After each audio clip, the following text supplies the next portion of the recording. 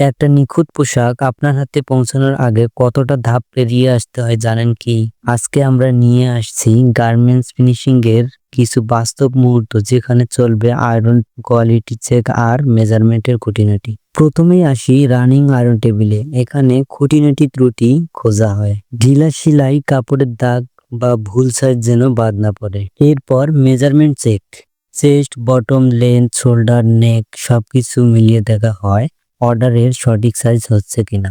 সবশেষে হয় get up quality check. এখানে নিশ্চিত করা হয় প্রতিটি পোশাক নিখুঁত, মানসম্মত আর গ্রাহকের হাতে দেওয়ার মতো হয়ে উঠছে কিনা। এভাবেই প্রতিটি পোশাকের পিছনে থাকে অনেক যত্ন, শ্রম আর নিখুঁত মান নিয়ন্ত্রণ। রানিং আয়রন থেকে শুরু করে ফাইনাল গেট আপ, সব ধাপেই তৈরি করে একটি পারফেক্ট গার্মেন্টসের বাস্তব কাজ নিয়ে ভিডিও পেতে চ্যানেলটি সাবস্ক্রাইব করুন। আর ভিডিওটি ভালো লাগলে লাইক ও শেয়ার করতে ভুলবেন না।